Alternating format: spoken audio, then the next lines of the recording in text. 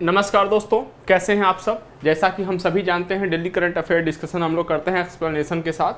तो चलिए प्रश्न के साथ शुरुआत करते हैं और इसके साथ साथ एक्सप्लेनेशन देखते चले जाएंगे। आज का सेशन, हालांकि रोज का सेशन महत्वपूर्ण होता है, लेकिन आज का सेशन और भी महत्वपूर्ण है क्योंकि ऐसे कई सारे इसमें टॉपिक्स हैं करंट अफेयर के ही इस सेशन में जो कि आपके स्टैटिक पोर्शन से संबंधित हैं। तो चलिए, निम्नलिखित कथनों के संदर्भ में हमें विचार करना है। हिंद महासागर द्विध्रुव या IOD पश्चिमी हिंद महासागर और पूर्वी हिंद महासागर के बीच समुद्री सतह के तापमान में अंतर है, इसलिए इसे द्विध्रुव भी कहा जाता है। अल नीनो के दौरान प्रशांत महासागर का पश्चिमी भाग सामान्य से अधिक ठंडा हो जाता है और इसके कारण हिंद महासागर का पूर्वी भाग भी ठंडा हो जाता है। धनात्मक IOD से अफ्रीकी तट और भारतीय उपमहाद्वीप में वर्षा होने में मदद मिलती है, जबकि पूर्वी हिंद महासागर से लगे क्षेत्रों में कम वर्षा होती है। उपर्युक्त में से कितने कथन सही हैं? प्रश्न ये है। तो केवल एक, केवल दो, सभी तीन। तो इस प्रश्न का जो उत्तर है ऑप्शन सी सही होगा। सभी तीन सही हैं। अब इसके बारे में थोड़ी हम बात कर लेते हैं। देखिए, हिंद महासागर द्विध्रुव के बारे में बात करेंगे और अल नीनो के बारे में बात करेंगे। साथ ही साथ थोड़ा सा हम लोग ला नीना के बारे में भी देख लेंगे। ठीक, इस साल अल नीनो जो है वह प्रशांत महासागर में मजबूती से सक्रिय हो चुका है। पहले से ही अल नीनो इस बार प्रशांत महासागर में सक्रिय हो चुका है। इसके बावजूद कई मौसम विज्ञान एजेंसियों ने एक धनात्मक IOD विकसित होने की संभावना व्यक्त करी है। धनात्मक IOD हम लोगों ने देखा था कि अफ्रीका और अफ्रीकी तट पे और प्रशांत महासागर हिंद महासागर के पश्चिमी तट पे वर्षा होती है वहाँ पे, या कह सकते हैं कि जो भारतीय उपमहाद्वीप का क्षेत्र है यहाँ पे वर्षा होती है। IOD पश्चिमी हिंद महासागर और पूर्वी हिंद महासागर के बीच समुद्री सतह के तापमान में अंतर है, इसलिए इसे द्विध्रुव भी कहा जाता है। अब इंसो क्या है, अल नीनो दक्षिणी दोलन क्या है और IOD के बीच का संबंध क्या है, हम ये देख लेते हैं। देखिए, हिंद महासागर में जो वायु परिसंचरण होता है वो पूर्व से पश्चिम की ओर होता है, लेकिन ऊपरी स्तर पर यह विपरीत दिशा में होता है। ठीक है, सामान्य वर्ष में जो पश्चिमी प्रशांत महासागरीय क्षेत्र से किसी भी सामान्य वर्ष में पश्चिमी पश्चिमी प्रशांत महासागरीय क्षेत्र से गर्म जल हिंद महासागर में प्रवेश करता है और इससे वायु गर्म होकर ऊपर उठती है और वायु परिसंचरण को मजबूत करती है। अल नीनो के दौरान क्या होता है कि प्रशांत महासागर का जो पश्चिमी भाग है वह सामान्य से अधिक ठंडा हो जाता है और इस ठंडा होने के कारण हिंद महासागर का पूर्वी भाग भी ठंडा हो जाता है और इससे धनात्मक IOD के विकास में मदद मिलती है। धनात्मक IOD के विकास में मदद मिलती है। ये देखिए, हम लोगों ने यहाँ पे धनात्मक IOD यहाँ पे हम लोगों ने देखा है। चलिए आगे देख लेते हैं।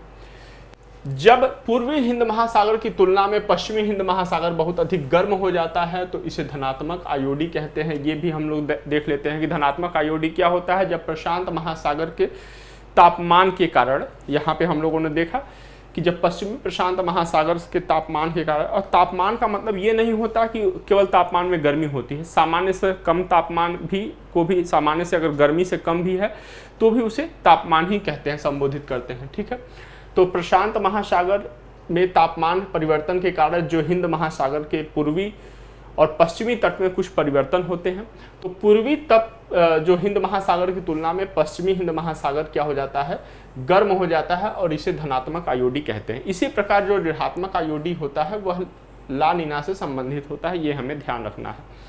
अल नीनो से संबंधित होता है क्या, धनात्मक IOD, और ऋणात्मक IOD संबंधित होता है ला नीना से। शोधकर्ताओं का यह मानना है कि इंसो जैसे बाहरी कारक भी IOD को ट्रिगर कर सकते हैं, लेकिन कई बार यह स्थानीय परिसंचरण के कारण भी होता है।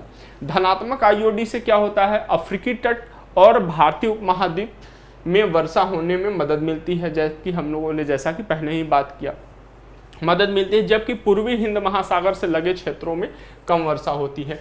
ये आपका कह सकते हैं, ये आपका हो गया अफ्रीका वाला क्षेत्र हो गया, और ये आपका हिंद महासागर, ये आपका भारतीय उपमहाद्वीप वाला क्षेत्र हो गया। तो ये देखिए, अफ्रीकी तट ये हो गया, ये अफ्रीकी तट हो गया, और भारतीय उपमहाद्वीप का मतलब ये वाला हिस्सा, मतलब हिंद महासागर का पश्चिमी क्षेत्र हो गया ये। ठीक है, तो इन क्षेत्रों में वर्षा सामान्य वर्षा या इनसे अधिक वर्षा होने में मदद मिलती है। जबकि पूर्वी हिंद महासागर का क्षेत्र, ये सब जो क्षेत्र है यहाँ पे प्रशांत इन क्षेत्रों से लगे पूर्वी हिंद महासागर क्षेत्रों से लगे क्षेत्रों में कम वर्षा होती है।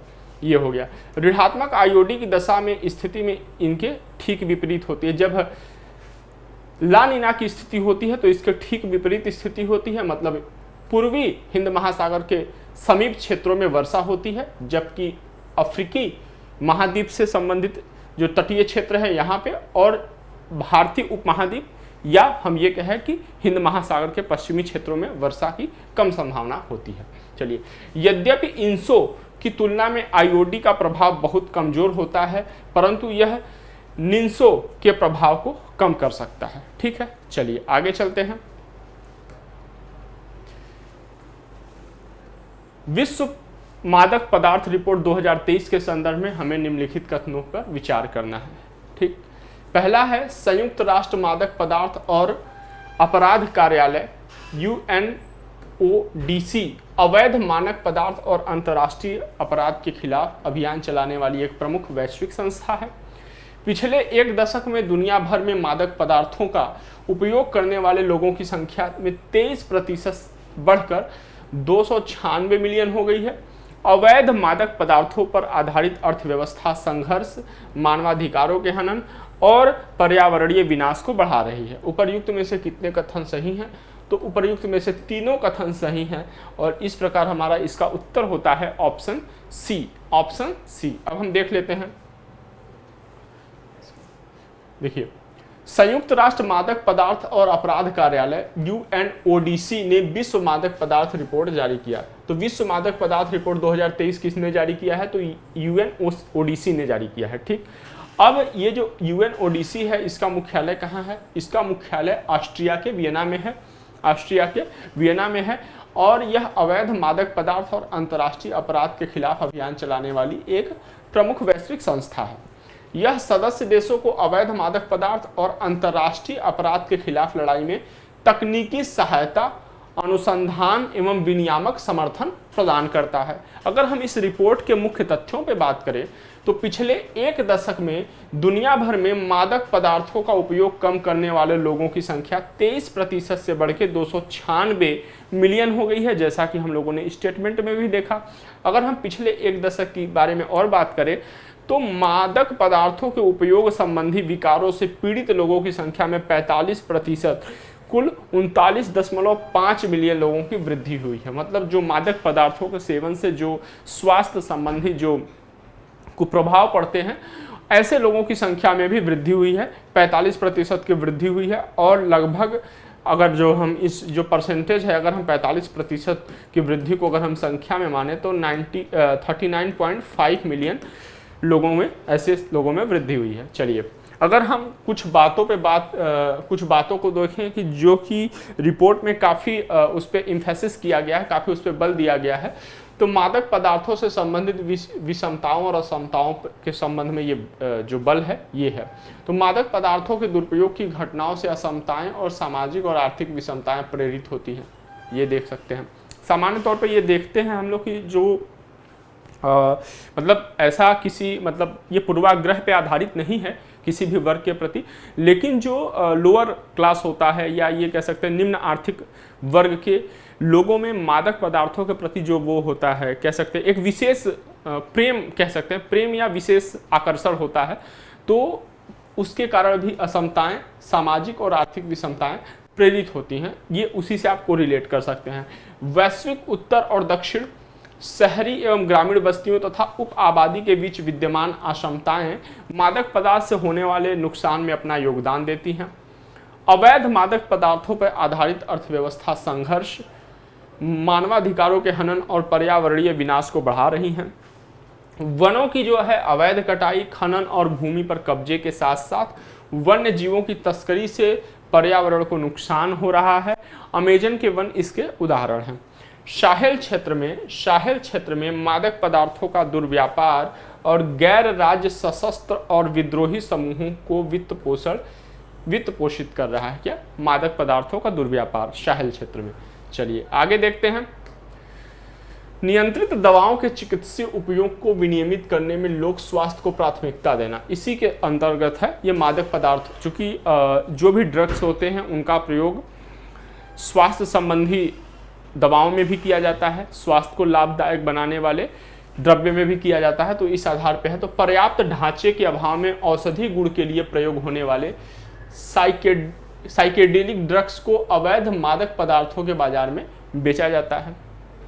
ऐसे जो मादक पदार्थ कह सकते हैं जो कि साइकेडेलिक ड्रग होते हैं, जो कि मानव के औषधि उपयोग के लिए उनका प्रयोग किया जाता है, ठीक है, उनको अवैध मादक पदार्थ के बाजारों में बेचा जाता है।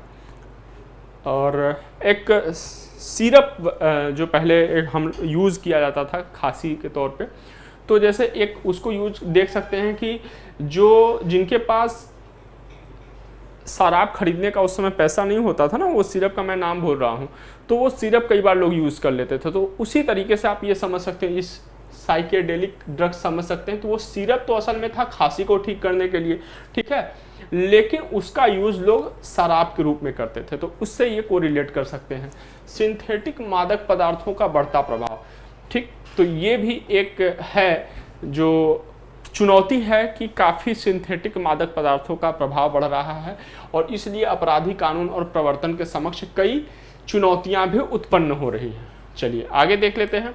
अगला जो है स्टार्टअप्स के संदर्भ में है, और ये प्रश्न बहुत ही महत्वपूर्ण है। अभी हाल ही में एक रिपोर्ट जारी किया गया, इस रिपोर्ट के परिप्रेक्ष्य में ये प्रश्न बनता है। तो स्टार्टअप के संबंध में हमें निम्नलिखित कथनों पर विचार करना है। देखिए, यूनिकॉर्न की कुल संख्या में पिछले वर्ष की तुलना में गिरावट आई है, ठीक है। वर्ष 2023 में भारत में 51 गजल और 96 चीता श्रेणी के स्टार्टअप हैं। अब गजल और चीता श्रेणी क्या है ये देखेंगे हम लोग इसी में, और स्टार्टअप्स के, और जैसे हेक्टाकॉर्न क्या होता है, ठीक है, हेक्टाकॉर्न क्या होता है, डेकाकॉर्न क्या होता है, ये सब भी हम लोग इसी में देखेंगे। सोनिकॉर्न क्या होता है, मिनीकॉर्न क्या होता है, ये सब भी देखेंगे। गजल्स ऐसे स्टार्टअप्स होते हैं जिनका मूल्य $500 मिलियन से अधिक होता है, और इन्हें के 3 वर्षों में यूनिकॉर्न बनने की संभावना होती है। ऐसे स्टार्टअप्स जिनका जो वैल्यूएशन है वो $500 मिलियन से अधिक होता है, और ऐसी उसके साथ साथ ऐसी संभावना होती है उसमें वृद्धि की कि वो स्टार्टअप्स अगले 3 साल में यूनिकॉर्न बन जाएंगे, तो उन्हें गजल्स कहते हैं। उपर्युक्त में कितने कथन सही हैं? केवल 1, केवल 2, सभी 3 या कोई भी नहीं? तो ऑप्शन सी सही है, इनमें तीनों सही है।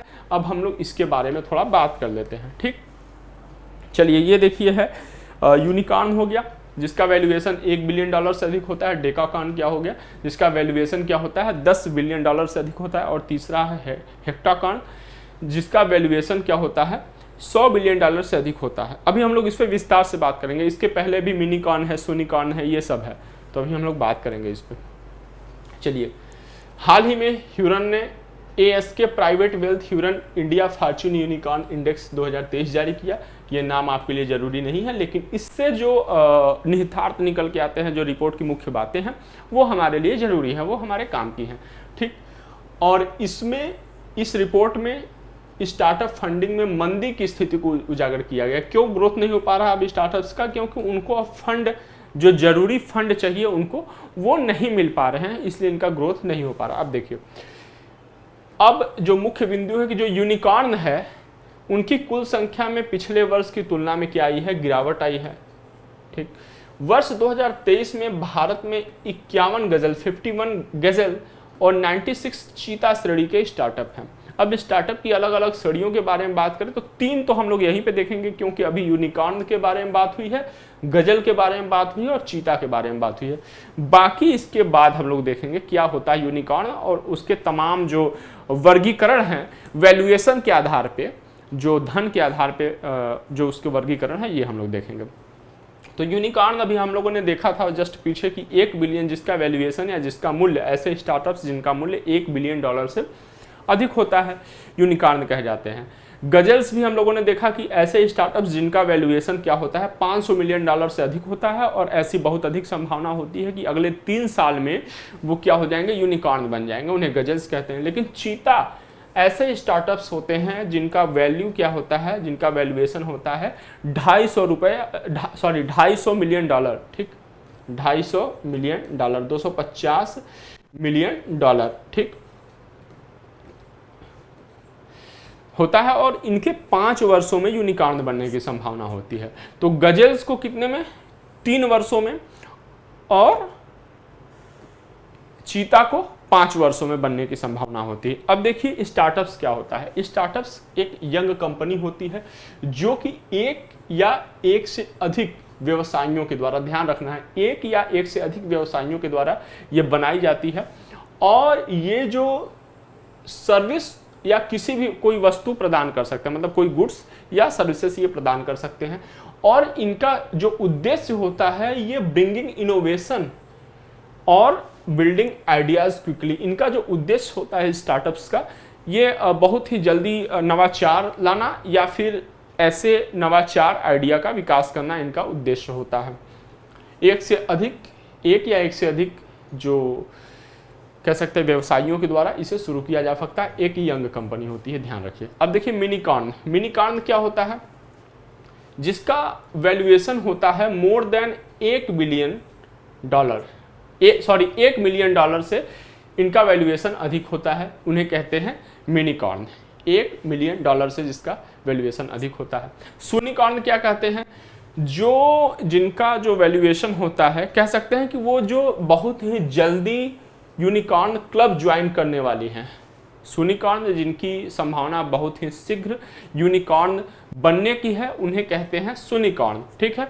और ये जो प्राइमरली इनको जो फंड करते हैं वो एंजल इन्वेस्टर्स इनको फंड करते हैं, ठीक है, या वेंचर कैपिटलिस्ट इनको फंड करते हैं यूनिकॉर्न कंपनी को, और बहुत अधिक जल्दी ये ज्वाइन करने वाले होते हैं यूनिकॉर्न को। चलिए आगे देख लेते हैं। तो मिनीकॉर्न हो गया, यूनिकॉर्न हो गया। अब देख लेते हैं यूनिकॉर्न। ये क्या होते हैं? ये पब्लिक स्टार्टअप्स होते हैं, और ये जो होते हैं $1 बिलियन या उससे अधिक होता है। अब ये जो टर्म है, यूनिकॉर्न टर्म है, ये एलिन ली के द्वारा क्रिएट किया गया था, ये ध्यान रखना है अपने आप को। डेकाकॉर्न के बारे में हम लोगों ने देखा कि जिनका जो वैल्यूएशन होता है $10 बिलियन से अधिक होता है। और हेक्टाकॉर्न क्या होता है? इनका वैल्यूएशन $100 बिलियन से अधिक होता है। अगर हम कुछ हेक्टाकॉर्न कंपनीज के नाम बताएं, या इन्हें कई बार हम लोग सुपर यूनिकॉर्न भी कहते हैं, हेक्टाकॉर्न को कई बार सुपर यूनिकॉर्न भी कहते हैं। क्यों? क्योंकि ये $1 बिलियन से इसका वैल्यूएशन होता है, अधिक होता है, ठीक। और इनका क्या होता है? $100 बिलियन इनका वैल्यूएशन होता है या उससे अधिक होता है। अब देखिए जैसे एप्पल, जो आप लोग आईपैड वगैरह, आईफोन वगैरह यूज़ करते हैं, गूगल हो गया, माइक्रोसॉफ्ट हो गया, फेसबुक हो गया, ठीक है, सिस्को वगैरह हो गया, ओरेकल, ये सब क्या है? ये सब है हेक्टाकॉर्न है, ठीक। तो ये याद रखिएगा।